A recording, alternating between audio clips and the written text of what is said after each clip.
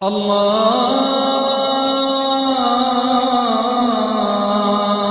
أكبر الله أكبر الله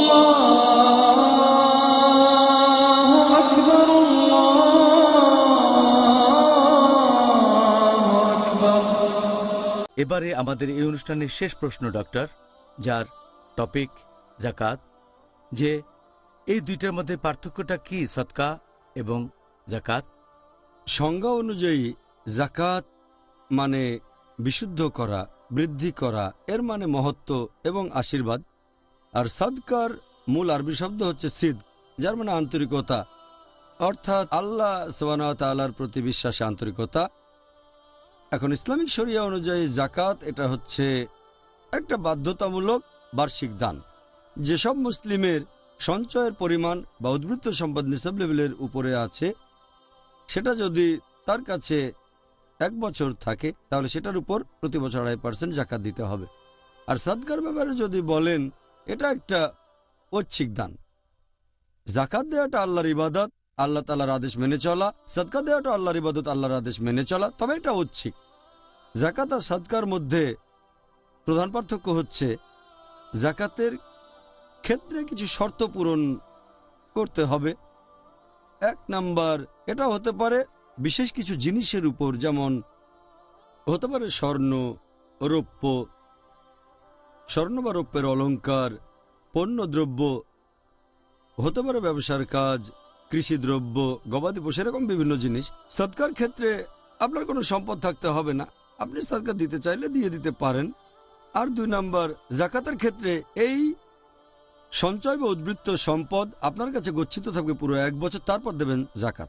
সদকার ক্ষেত্রে আপনার কাছে কোনো নির্দিষ্ট পরিমাণ সম্পদ নির্দিষ্ট সময়ের জন্য থাকতে হবে না, আপনি চাইলে যে কোনো সময় সদকা দিয়ে দিতে পারেন।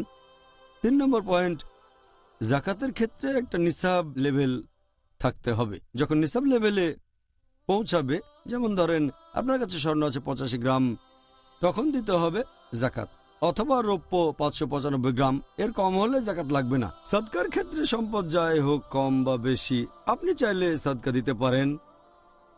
এছাড়া আরেকটা পার্থক্য, যাকাত দেওয়া যাবে শুধু সেই 8 ক্যাটাগরির মানুষকে যাদের কথা পবিত্র কোরআনে বলা হয়েছে। সূরা তাওবা অধ্যায় 9 আয়াত নম্বর 60, গরিব, অভাবগ্রস্ত, এই সম্পর্কে আগে আলোচনা করেছি।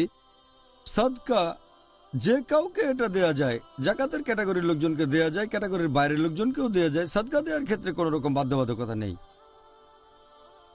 5 নাম্বার পয়েন্ট, ধারণ করার জন্য যাকাত দেওয়াটা ফরজ ছিল, কিন্তু যাকাত না দিয়ে মারা গেল, তাহলে দায়িত্ব হবে তার সন্তানদের যেন সেই যাকাত পরিশোধ করা হয়। যদি তার সম্পত্তি ভাগাভাগি করা হয়, তাহলে ভাগে যাওয়ার আগে আদায় করতে হবে সেই যাকাত। এটা হচ্ছে একটা দায়। সদকার ক্ষেত্রে কেউ সদকার না দিয়ে নিয়ত করে মারা গেলে সন্তানদের সেটা পূরণ করতে হবে না। নিয়ত ছিল বাবার, সন্তানরা পূরণ করতে পারে, এটা ঐচ্ছিক। 6 নাম্বার, যদি যাকাত না দেয়, এটা ইসলামের স্তম্ভ, ফরজ কাজ, এটা আবশ্যিক, না দিলে শাস্তি পাবেন। আল্লাহ বলেছেন সূরা তাওবা অধ্যায় 9 আয়াত নম্বর 34 ও 35, দোজখের আগুনে উত্তপ্ত করা স্বর্ণ দিয়ে তাদের ছাপ দেওয়া হবে যারা তাদের সম্পদের যাকাত দেয়নি। সদকার ক্ষেত্রে ব্যাপারটা এরকম না। 7 নম্বর পয়েন্ট, নির্ভরশীল কাউকে যাকাত দেয়া যাবে না। বাবা সন্তানকে যাকাত দেবে না, সন্তান বাবাকে যাকাত দেবে না। সদকার ক্ষেত্রে বাবা সন্তানকে সদকা দিতে পারে, সন্তানও বাবাকে দিতে পারে, নির্ভরশীল হোক বা না হোক। 8 নম্বর, বেশিরভাগ ক্ষেত্রে ধনী আর স্বাস্থ্যবান কাউকে যাকাত দেয়া যাবে না, কিন্তু সদকা ধনী বা স্বাস্থ্যবানদের দেয়া যাবে। তারপরও অমুসলিমদের যাকাত দেয়া যাবে না, কিন্তু অমুসলিমদের সদকা দেওয়া যেতে পারে। এ হচ্ছে যাকাত এবং সদকার মধ্যে প্রধান 12টা পার্থক্য। তাহলে আপনাকে অনেক ধন্যবাদ ডক্টর জাকির। আমাদের অনুষ্ঠান এখানেই শেষ। আমি আশা করছি আমাদের দর্শকরা খুব ভালোভাবেই বুঝতে পেরেছেন এই যাকাত জিনিসটা কি, কে যাকাত গ্রহণ করবে, আর এই যাকাতের পরিমাণ কিভাবে হিসাব করা হয় ইত্যাদি, যেগুলোর ভিত্তি হলো আমাদের নবী মুহাম্মদ সাল্লাল্লাহু আলাইহি সাল্লামের সহিহ হাদিস, আর অবশ্যই আল্লাহ সুবহানাহু ওয়া তাআলা প্রেরিত আসমানি কিতাব পবিত্র কোরআন, যেটা এসেছে পুরো মানুষ জাতির জন্য।